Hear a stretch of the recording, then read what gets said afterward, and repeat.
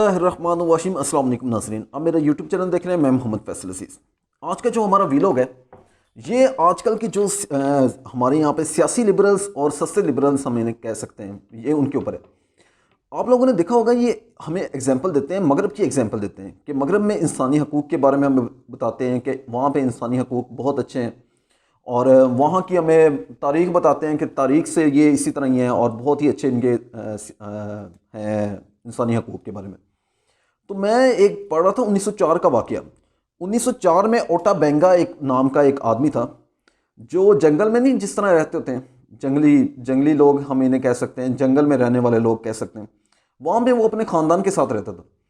تو یہ جو نظریہ ارتقاء کے بارے میں یہ انہوں نے مشہور کیا ہوا تھا کہ انسان بندر سے بنا ہے، تو اس کے اوپر تو اسے وہاں سے اٹھایا انہوں نے، اس کے 2 بچے تھے، انہیں بچوں کو ادھر ہی قتل کر دیا گیا، اور انہیں اسے وہاں سے لے کے مغرب میں لے کے آئے، یورپی ممالک میں لے کے آئے۔ وہاں پہ جا کے انہوں نے اسے جانوروں کے پنجروں میں رکھا، اور اس کے اوپر یہ اس طرح کی تحقیقات کی، میگزین میں چھاپے، اور بہت سارے جو ہوتے ہیں تجزیے کیے۔ اچھا، ایٹ دی اینڈ جو تھا وہ آدمی وہاں پہ مر گیا، جو اوٹا بینگا نام تھا نا اس کا، وہ آدمی وہاں پہ مر گیا۔ اس کے جو لے کے آیا تھا اسے وہاں پہ کوئی تمغے دیے جا رہے ہیں، اسے کون کون سے انعام دیے جا رہے ہیں۔ اور میرا یہ کہنے کا مطلب ہے کہ جس کے اوپر تحقیق ہو رہی تھی وہ ایک عام انسان تھا، اور صرف نظریہ ارتقاء کو تقویت دینے کے لیے اسے جنگلی جانوروں کے ساتھ رکھا گیا، اسے چڑیا گھر میں رکھا گیا، اسے پنجروں میں رکھا گیا۔ تو یہ انسانی حقوق ہیں وہاں پہ۔ تو انسانی حقوق کی تو بات نہ ہی کریں نا مغرب، اور نہ ہی یہ ہمارے جو لبرلز ہیں یہ ہمیں انسانی حقوق کے بارے میں بتائیں، کیونکہ انسانی حقوق وہی ہیں جو اسلام نے ہمیں سکھائے ہیں۔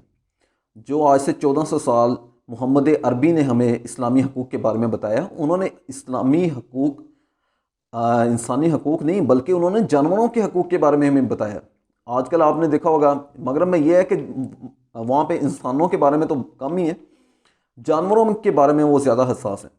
انسانوں کے بارے میں تو یہ ہے کہ آپ افغانستان کی ایگزامپل لے لیں، یہاں پہ وہ کارپیٹ بم مار کے انسانوں کو مارتے رہے ہیں۔ آپ لیبیا کی ایگزامپل لے لیں، وہاں پہ انسانوں کو مارا ہے۔ عراق کی ایگزامپل لے لیں، وہاں پہ انسانوں کو مارا ہے۔ کہاں کی ایگزامپل دیں؟ مسلمان تو اس ٹائم وہاں پہ ہیں، اپنی جنگ لڑ رہے ہیں بیچارے۔ فلسطین کی ایگزامپل لے لیں، مسلمان تو اپنی جنگ لے رہے ہیں۔ کشمیر کی ایگزامپل لے لیں، مسلمان ہر جگہ اپنی جنگ لڑ رہا ہے، اپنے حقوق کے لیے لڑ رہا ہے۔ تو یہ لبرلز جو ہیں اور یہ سیاسی لبرلز جو ہیں یہ ہمیں بتا رہے ہوتے ہیں کہ یہ مسلمان ہی آج کل یہ فلاں ہیں ٹھمکاں ہیں۔ تو میرا یہ کہنے کا مطلب ہے کہ ہمیں کوئی اس طرح کی تاریخ نہ بتائی جائے، کیونکہ اسلام نے ہمیں جو بتایا ہے وہی سچ ہے۔ اسلام نے ہمیں انسانوں کے حقوق کے بارے میں بھی بتایا ہے اور جانوروں کے حقوق کے بارے میں بھی بتایا، اور بہت ہی کلیئر بتایا۔ اس میں کوئی شک نہیں ہے کہ اسلام نے کوئی اونچ نیچ رکھی ہو، الف زیر کی کوئی کمی چھوڑی ہو۔ اسلام نے ہمیں جو بتایا، ہم نے تو قرآن پڑھتے ہی نہیں ہیں، قرآن کو ہم نے سجا کے رکھا ہوا ہے الماریوں میں کہ اسے چوم کے اسے 2 لفظ پڑھ لیے، 3 لفظ پڑھ لیے۔ ہمیں نہ مولویوں نے بتایا کہ اس کا ترجمہ پڑھنا ہے، ہمیں صرف یہ بتایا کہ 1 لفظ پڑھو گے 10 نیکیاں ملیں گی، 3 لفظ پڑھو گے تو 30 نیکیاں مل جائیں گی۔ ہم اسی طرح ہی انگلی کے ساتھ وہ پڑھتے رہتے ہیں اور پورے کا پورا قرآن پاک پڑھ لیتے ہیں، اور ہمیں 1 لفظ کا پتہ نہیں ہوتا کہ قرآن ہمیں کیا رہا ہے۔ آپ لوگوں نے دیکھا ہے کہ کوئی ڈاکٹر بننا ہو، کوئی انجینئر بننا ہو، اور اسے بس یہ کہنا ہے کہ یہ کتاب ہے اور اسے نا تم نے بس اسی طرح ہی ہاتھ لگا کے پڑھتے رہنا ہے، تم ڈاکٹر بن جاؤ گے۔ تو اس نے کوئی ایکسپیریمنٹ کر سکے گا؟ وہ کسی کا کامیاب آپریشن کر سکے گا؟ نہیں، وہ کچھ بھی نہیں کر سکے گا۔ اسی طرح اسلام نے ہمیں قرآن دیا ہے۔ قرآن کا مطلب یہ ہے کہ اسے پڑھو، اسے سمجھو، اس کے اندر تمہاری زندگی کی ہر ایک مسائل جو بھی ہیں ان کی یہاں پہ ایگزامپل کے ساتھ ان کی تشریح کی گئی ہے، انہیں کس طرح حل کرنا ہے۔